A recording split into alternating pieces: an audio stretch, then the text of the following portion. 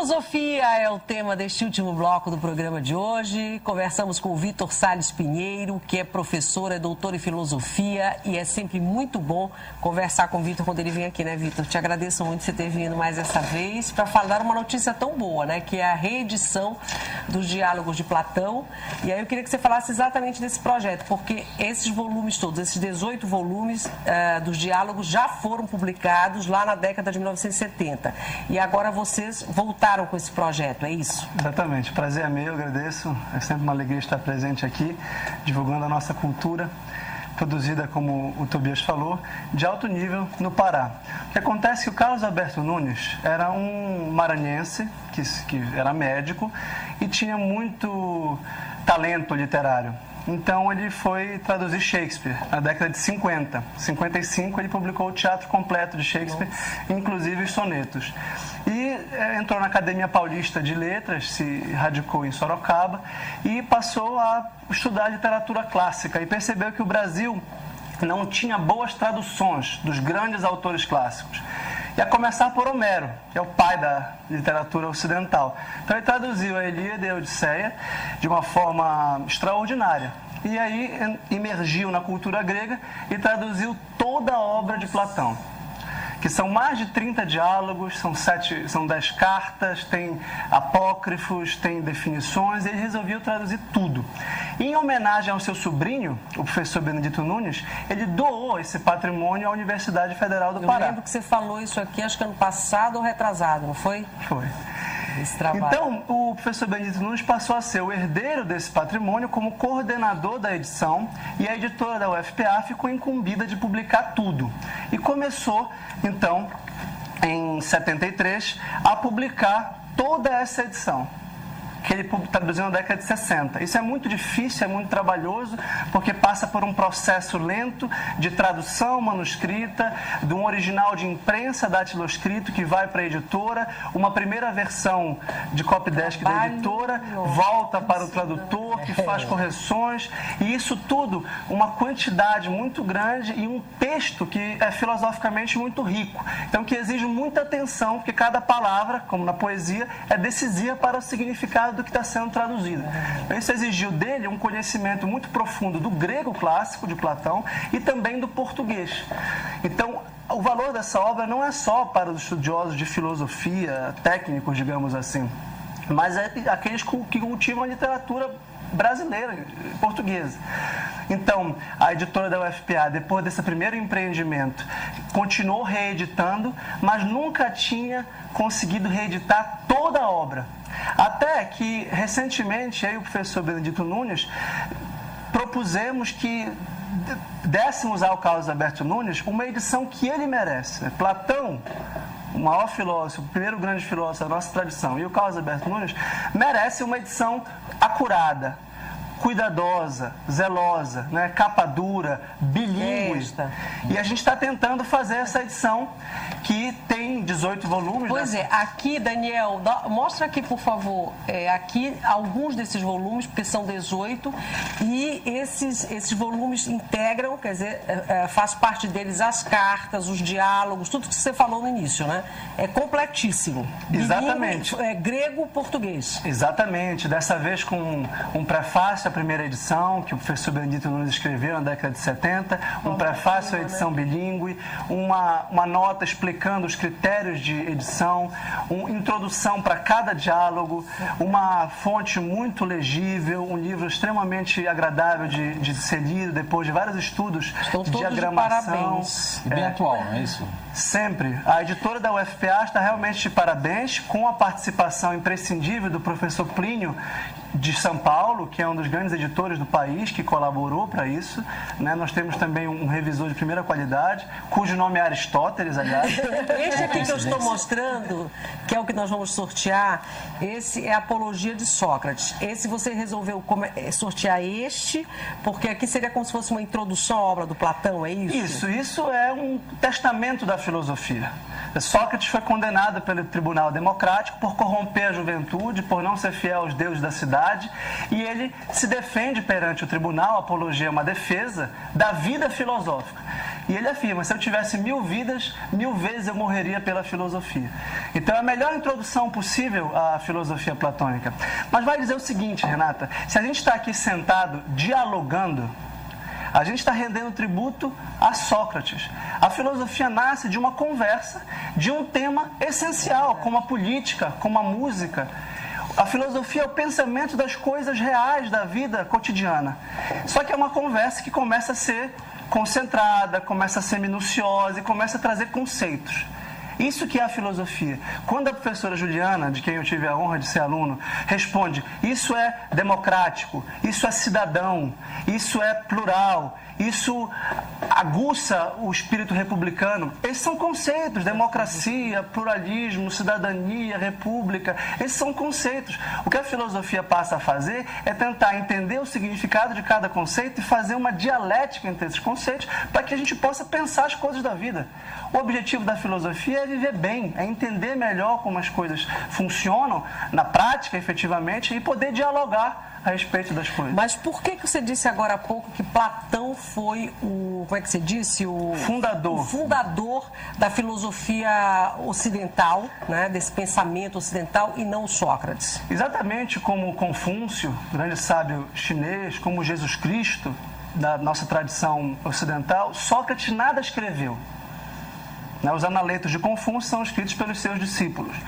Os evangelhos, tanto os canônicos quanto apócrifos, são escritos por seguidores das comunidades cristãs. Sócrates nada escreveu. 3 pessoas que conheceram Sócrates daquela época escreveram a lição de Sócrates: Xenofonte, Aristófanes e um certo Platão. A obra de Platão não tem par na antiguidade. Esse é um conjunto de textos que reproduzem essa conversa que Sócrates tinha com o político, com o médico, com o poeta, com o técnico, com o estrategista militar, com o jovem bonito, sobre o amor, sobre a amizade, sobre a virtude, sobre a música, sobre a religião. Então, Platão teria registrado na sua mente todas as conversas que Sócrates teve com vários interlocutores e depois as transcreveu, recriando esse drama de Sócrates. Então, a apologia de Sócrates morre, não havia a obra de Platão quando Sócrates morre, ele fala, puxa, como é que eu vou fazer para que outras pessoas o conheçam?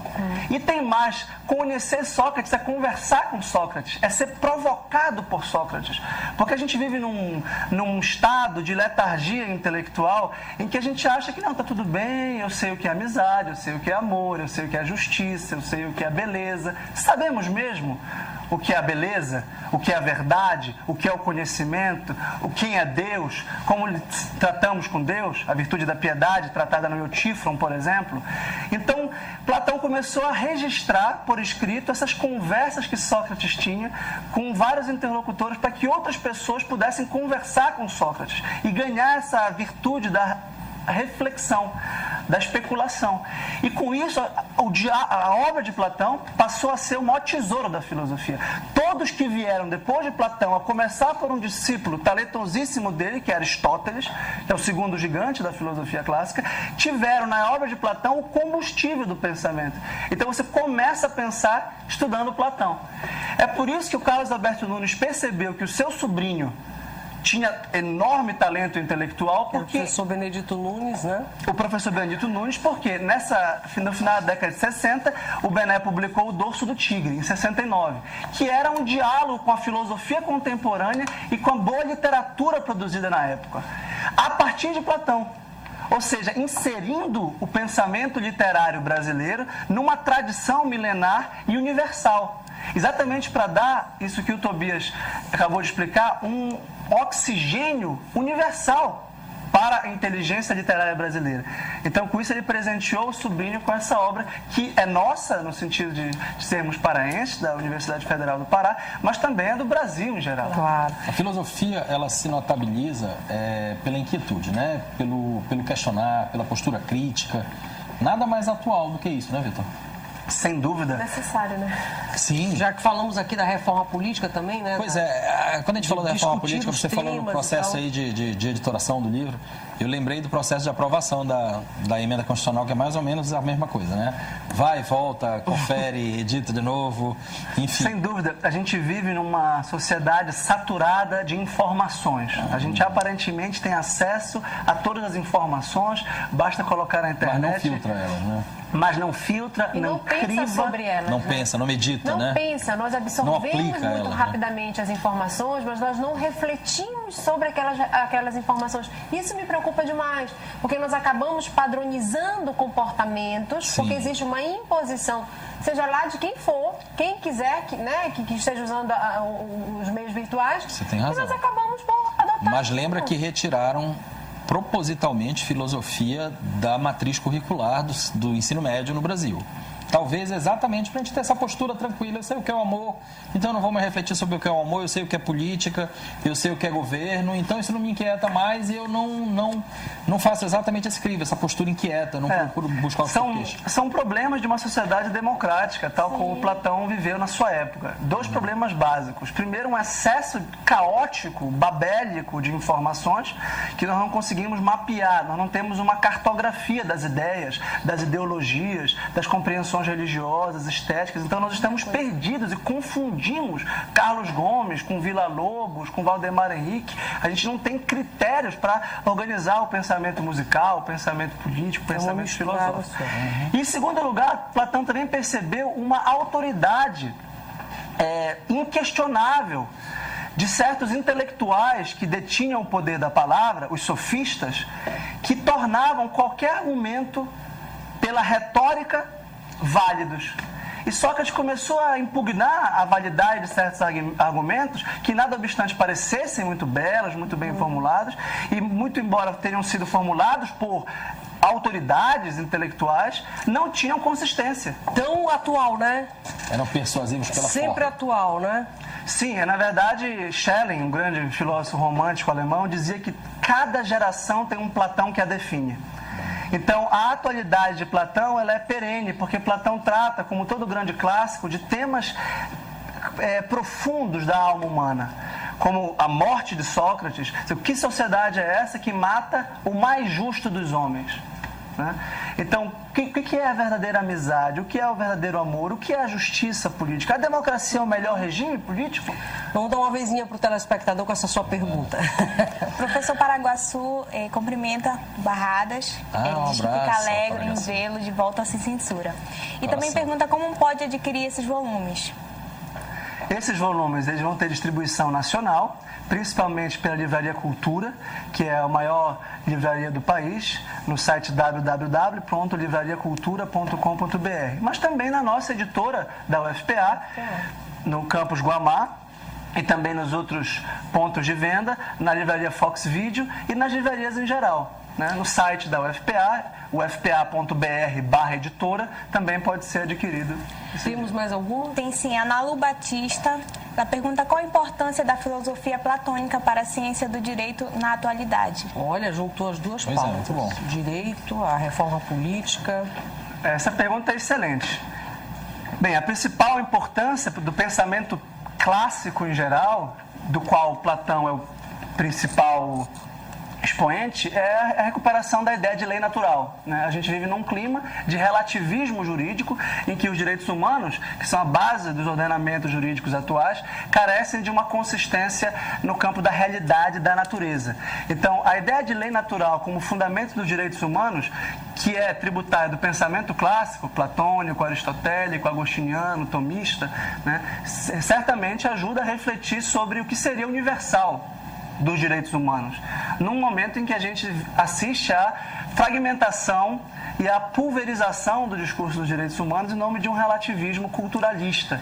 Tudo é cultura, tudo é relativo, então os direitos humanos não são universal. E o que legitimaria a universalidade dos direitos humanos, até o pensamento clássico, isto é, antes da modernidade, seria a natureza, a lei natural. Eu lembro quando você veio aqui das outras vezes que falou também sobre São Tomás de Aquino e Santo Agostinho. Santo Agostinho, que é maravilhoso. Não vamos ter tempo agora, porque a gente já está chegando no finalzinho, e é por isso que eu queria que você finalizasse, se você quisesse dizer dar alguma informação a mais ou complementar a tua ideia. Não, eu termino como o Tobias. A cultura literária, ela não tem que ser temida pelos leitores em geral. Isso não é apenas uma leitura para quem estuda filosofia na universidade ou na pós-graduação. Qualquer pessoa pode abrir a Apologia de Sócrates e entendê-la, e fruir, e gostar. E esses diálogos iniciais são diálogos muito curtos, muito breves. É um bate-papo de 30 minutos. Que é para ninguém ter medo, né, da filosofia. Que, por sinal, é lível e relível, porque em diferentes momentos ele vai ter diferentes leituras. Exatamente. Né? Sócrates foi para a praça pública, foi para o Areópago, foi para a Ágora, conversar, bater papo. Então, se a gente pega um diálogo como esse com um amigo e começa a dizer, o que você acha que é a coragem? Mas e a amizade? E o amor?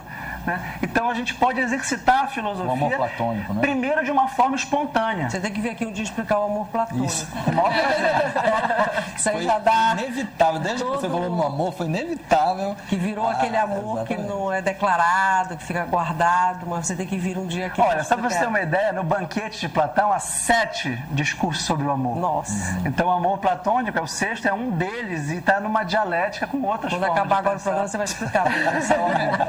Mas é isso, tenham coragem, leiam. E veja que o Carlos Alberto Nunes, nós temos que merecer esse presente que o Carlos Alberto Nunes deu. Ele não fez um texto obtuso, fechado, hermético, ele fez um texto acessível, legível. A gente pega o dicionário e entende o texto. Claro. Posso fazer uma última perguntinha?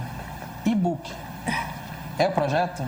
Claro, a gente até para viabilizar essa democratização desse presente tão valioso que recebemos, né? Sim, a editora da Universidade Federal do Pará tem como objetivo publicar o e-book depois de concluído todas as publicações. Esta jornada. Né? Essa jornada, mais alguns anos, mas sem dúvida.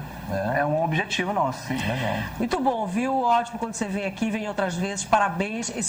Essa publicação, essa coleção foi lançada agora na Feira Panamazônica do Livro, mas nós fizemos questão que o Vitor viesse hoje, que é importantíssimo. Parabéns a todos, te agradeço muito por ter vindo, agradeço a Barradas pela ajuda, agradeço a Juliana também, que foi muito boa no primeiro bloco. Algumas perguntas dos telespectadores não vão poder ser respondidas, gente, umas 2 ou 3 para a Juliana, mas eu acho que a gente falou bastante aqui. A Juliana voltará, porque a reforma política ainda tem muita coisa aí para acontecer. E eu queria que a Joyce fizesse o sorteio. A gente tem um kit, um livro e um par de ingressos para hoje. O convidado participa do sorteio? Não participa. Pode ajudar aqui, ó. Você pode ajudar tirando uma ficha, Aqui. E aí, para quem vai? Vai para a professora Eunice. Professora Eunice Silva, queridíssima nossa, venha buscar correndo para a senhora assistir a Orquestra Sinfônica Carlos Gomes hoje no Teatro da Paz e levar o livro Apologia de Sócrates. Por hoje é só. Amanhã tem mais bate-papo. 2h30 da tarde estaremos esperando você. Beijo grande e até lá.